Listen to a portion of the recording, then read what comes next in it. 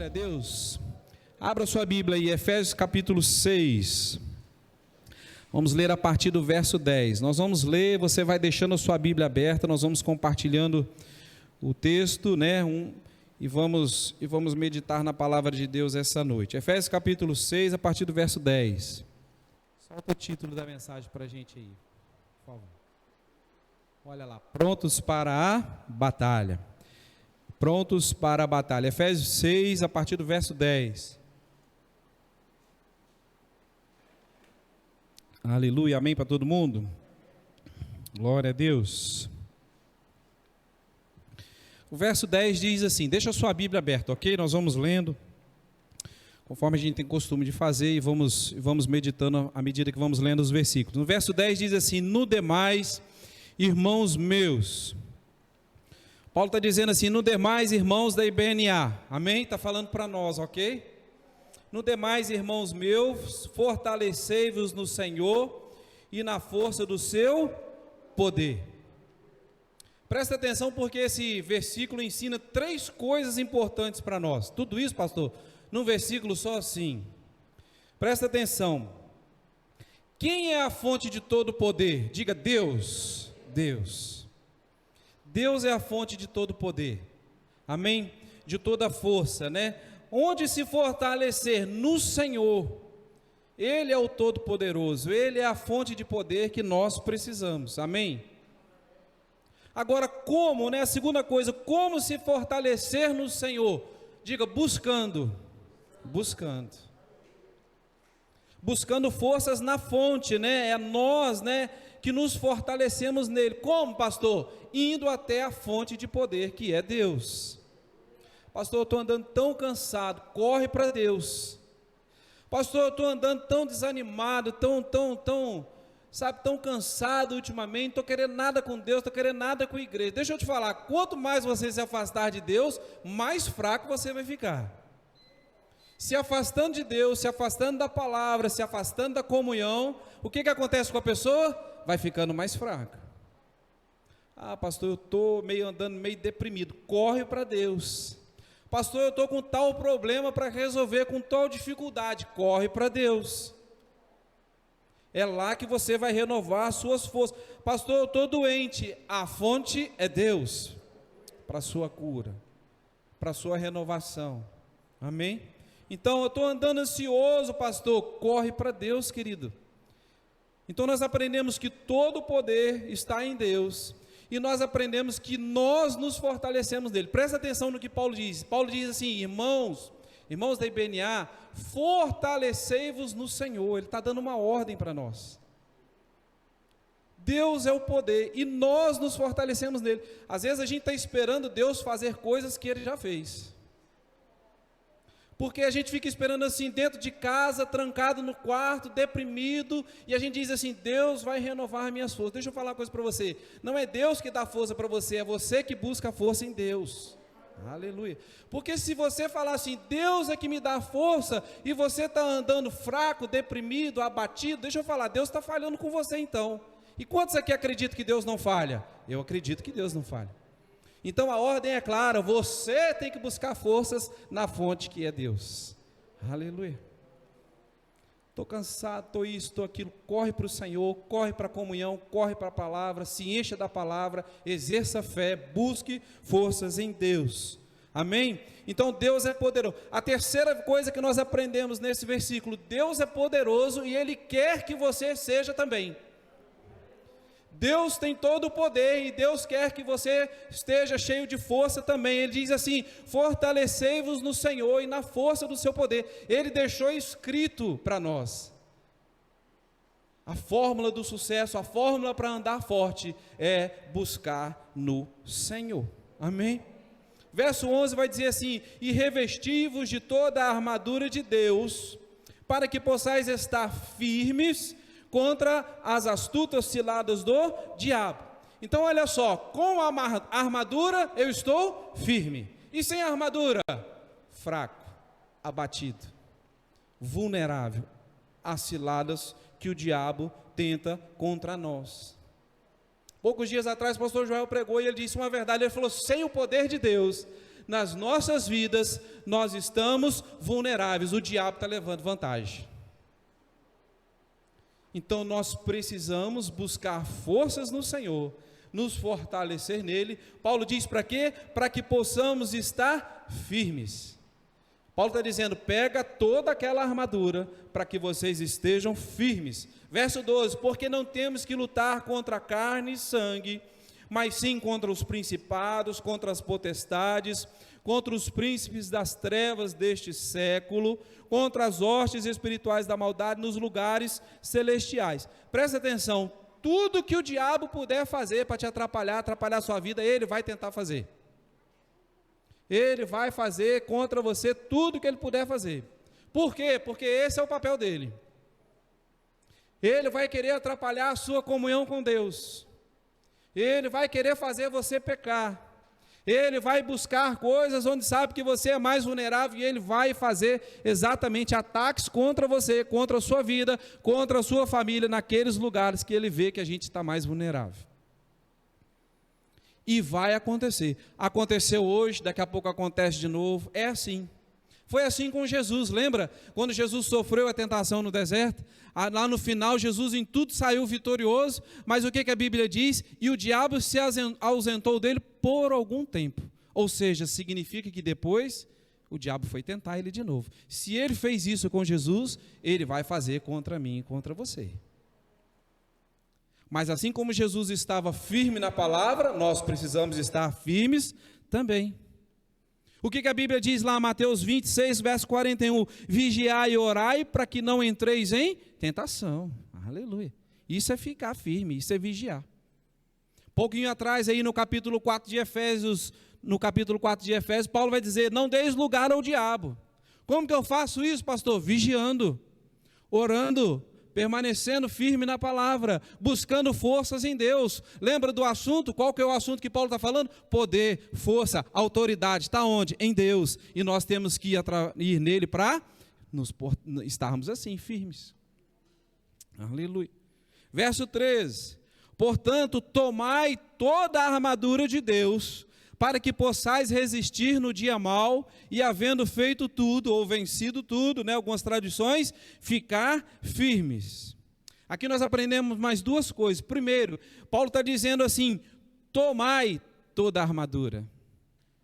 Mais uma vez, entenda, de quem é a responsabilidade de pegar a armadura e usar aquelas armas? De Deus ou nossa?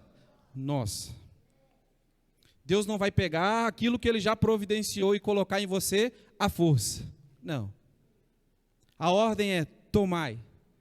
Ei, membros da IBNA, membros da Igreja Batista, ei, presta atenção no que eu vou falar com vocês. Tomai toda a armadura de Deus, para que vocês possam estar firmes. Aleluia. A segunda coisa, toda a armadura. Eu posso usar só uma parte e a outra não? Você até pode, mas não é aconselhável. Ele diz toda a armadura, todas as armas que Deus providenciou para você, faça uso dela. Sabe por que ele diz toda? Porque Ele sabe que a gente vai precisar. Nós não podemos escolher uma parte e outra não. Esse dia, domingo eu dei aula na EBD, ou domingo passado eu citei isso. Falei, irmãos, a Bíblia, ela não é um self-service, ela é um prato feito. A gente não escolhe a parte que a gente quer e a que não quer. A gente não separa, a gente faz uso dela toda. Amém? Aleluia. Glória a Deus. Então eu preciso usar toda a armadura, não é só uma parte. Olha o que ele diz no verso 14, fazendo isso, estai, pois, firmes. Usando toda a armadura, nós vamos estar firmes. Posição de batalha. Crente não corre da batalha, crente não foge da luta, amém?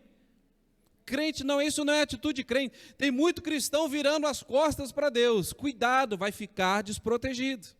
É engraçado que quando a gente começa a ver essa questão da armadura, e a gente começa a tentar imaginar isso, inclusive eu já vi gente dizendo assim, não pastor, quando eu acordo cedo eu pego a armadura de Deus, eu calço os pés lá no Evangelho da Paz, eu boto o cinto lá da justiça, e eu boto o capacete da salvação, e eu tomo meu escudo fazendo como, tentando adquirir essas coisas através de um método, de um jeito, mas não é isso. mas nós precisamos usar essas armas para que possamos estar firmes.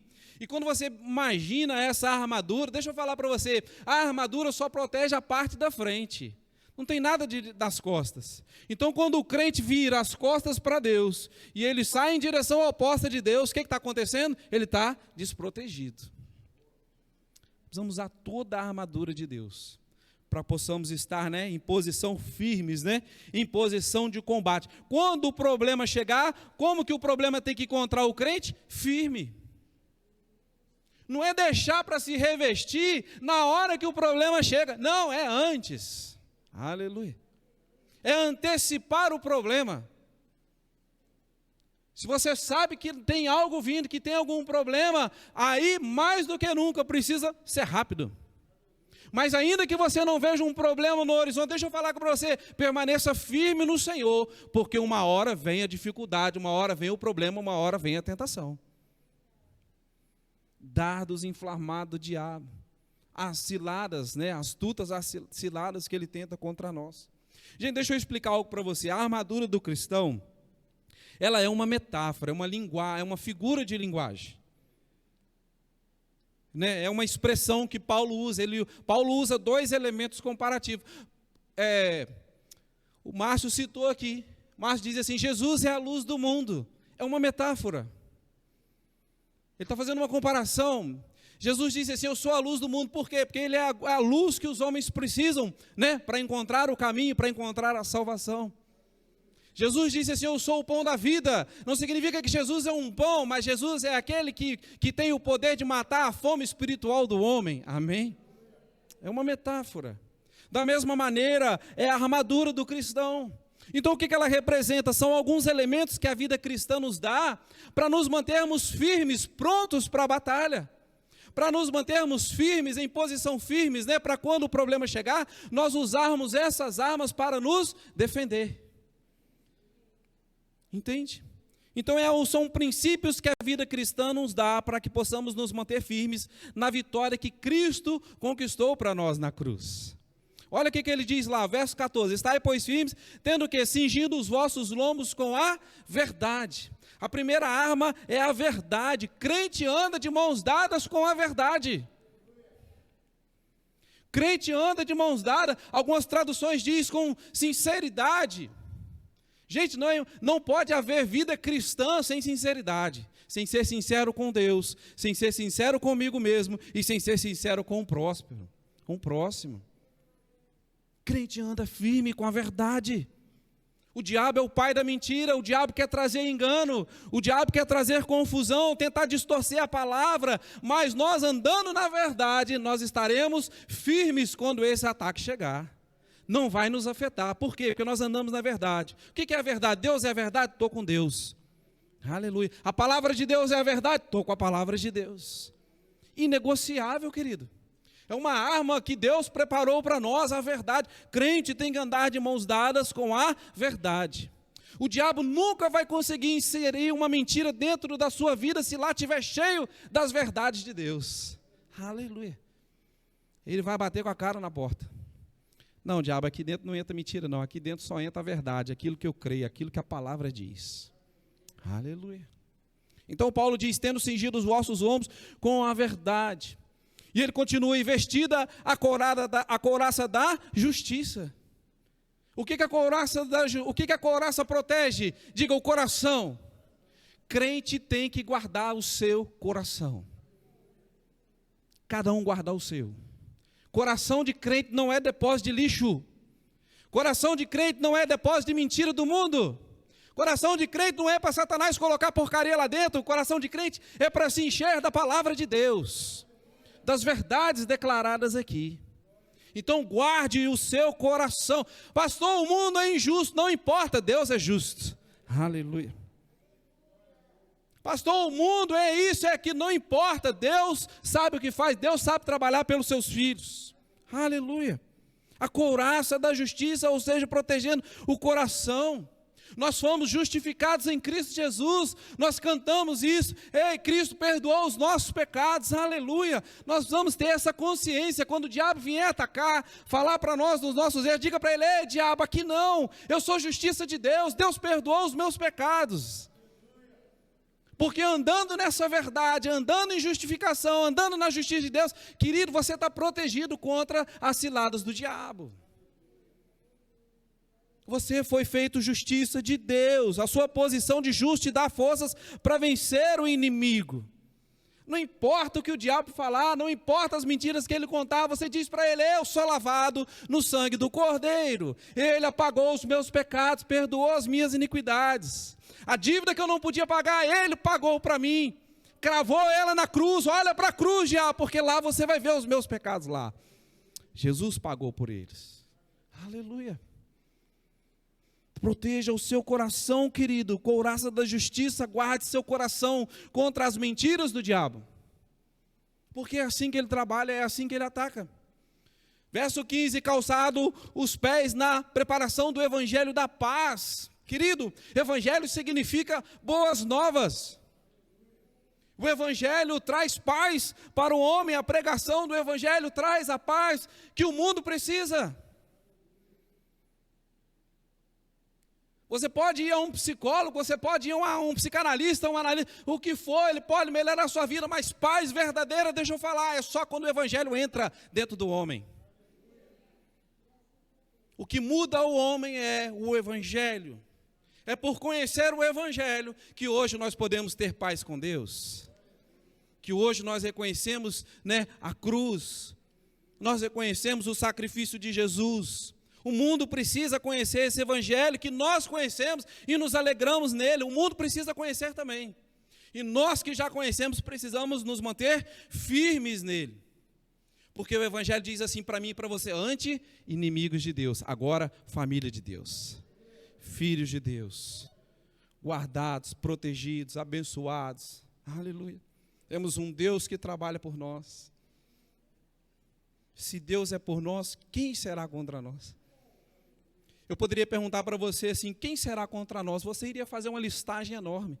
Ah, pastor, contra nós tem o inimigo, tem os demônios, tem o desemprego, tem enfermidade, tem isso, tem aquilo. Mas o que a Bíblia diz? Se Deus é por nós, quem será contra nós?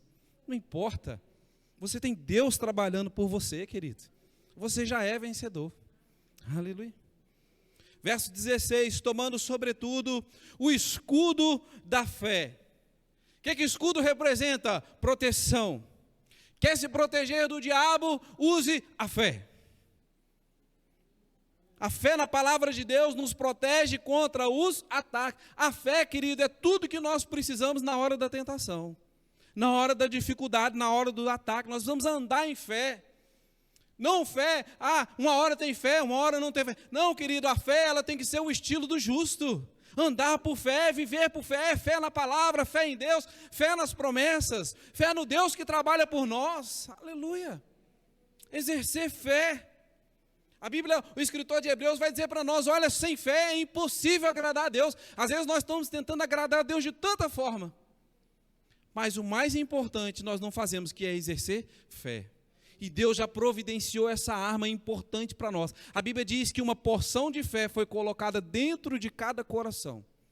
Um pouquinho para mim, um pouquinho para você, um pouco para você.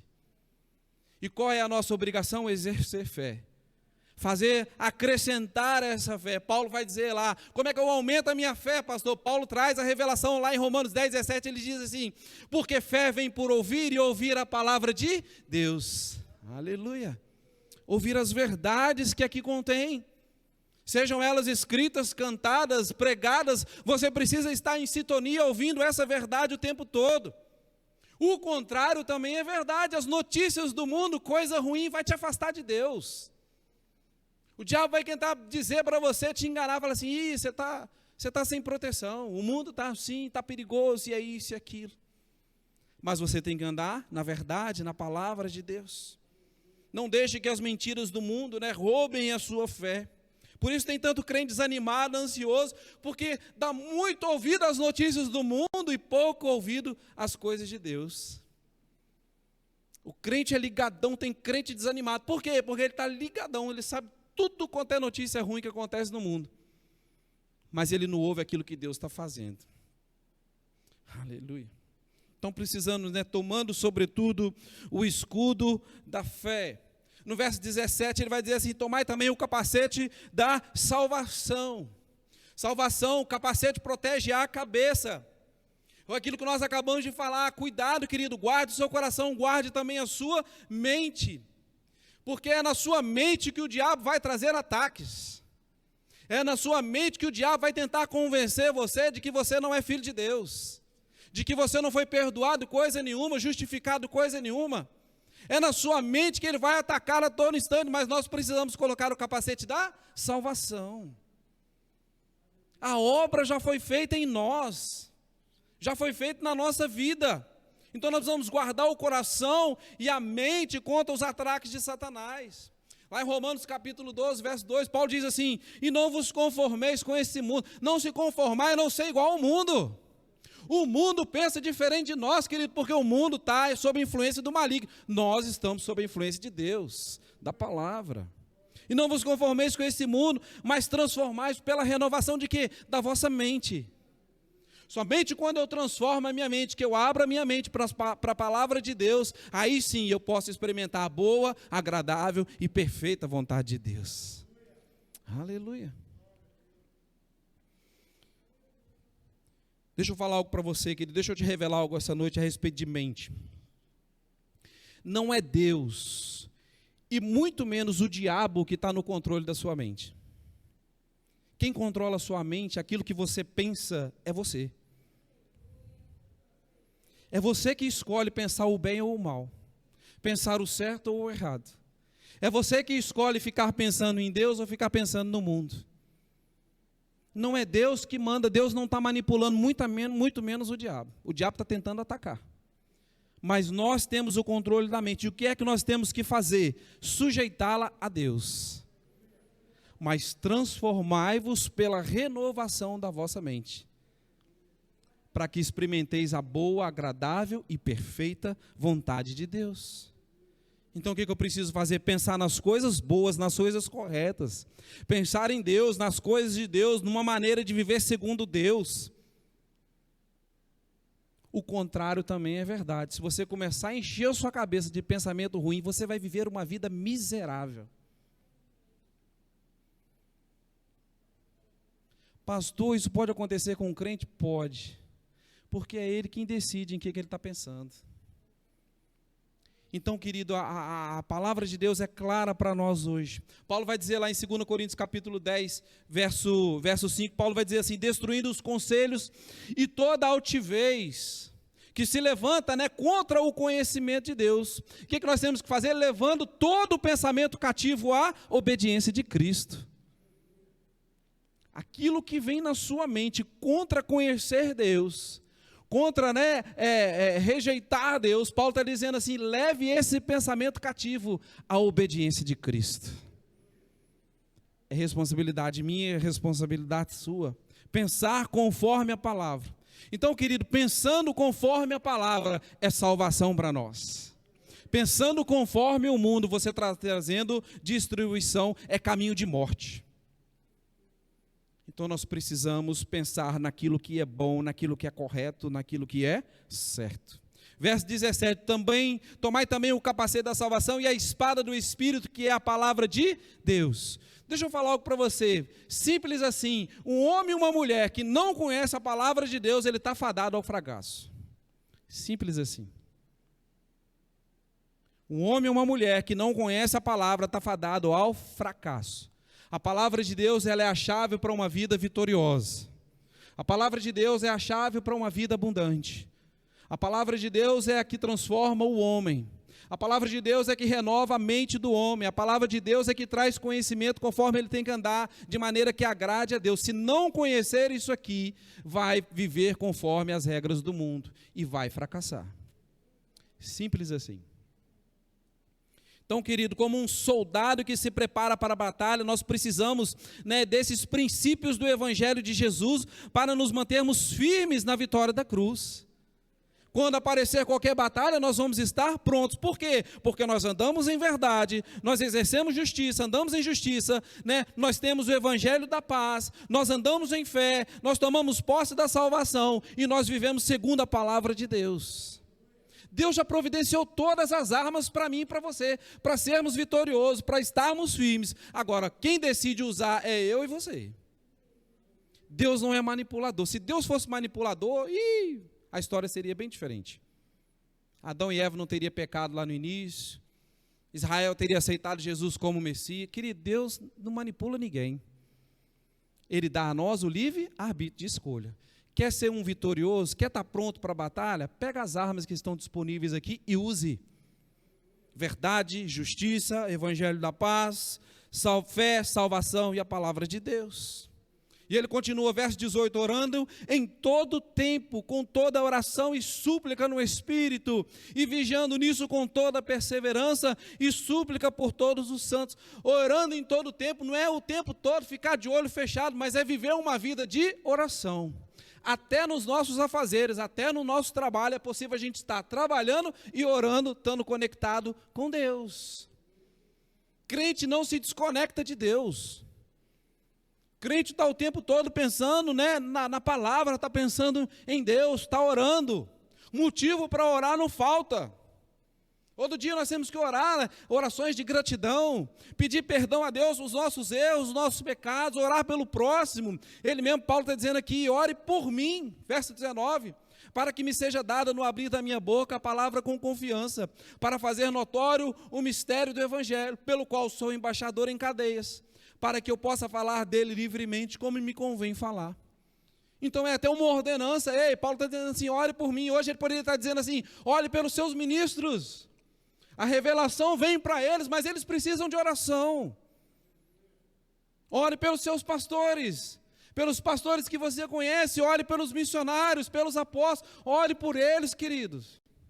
Ore por você mesmo, esteja conectado com Deus. Aleluia. Paulo diz assim, para que eu possa falar livremente. É engraçado, porque Paulo estava preso em Roma e escrevendo uma carta aos Efésios, encorajando e mostrando a eles uma maneira correta de viver. Querido, Deus pode usar cada um de nós, seja qual for a situação que nós estivermos vivendo, querido. Deus usou Paulo quando Paulo estava preso. E às vezes nós estamos esperando determinadas oportunidades, quando na verdade já tem tudo providenciado. É só fazer. Comece com um pouco de recurso que você tem, Deus vai acrescentar e você vai longe. Aleluia.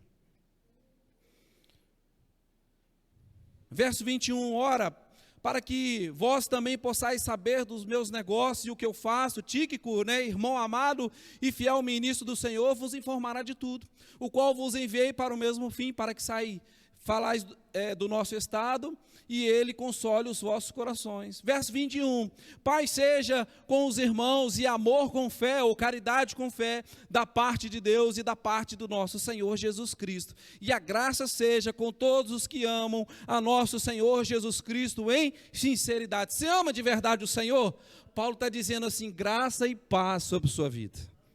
Aleluia. Para quem é isso? Para quem ama ao Senhor com sinceridade. Paulo está dizendo assim, se você ama de verdade o Senhor, de todo o teu coração, graça e paz sejam sobre sua vida. Aleluia. Aleluia. Então, querido, a palavra de Deus, tudo aquilo que nós precisamos, querido, Deus já providenciou para nós termos uma vida vitoriosa. Nenhuma arma falta, toda a armadura, todas as armas já foram providenciadas para nós. Agora nós precisamos viver uma vida conforme a palavra de Deus exige que nós vivamos. Aleluia. E essa escolha, querido, é minha e sua. Deus não vai forçar ninguém a nada. Agora, se você quer viver uma vida vitoriosa, ande segundo a palavra de Deus. Amém? Glória a Deus. E para todos aqueles, né, que amam ao Senhor com sinceridade, eu repito as palavras de Paulo, graça e paz sejam sobre sua vida, não só hoje, mas para todos sempre. Amém? Glória a Deus, aleluia. Querido, Deus te abençoe, vá em paz, amém?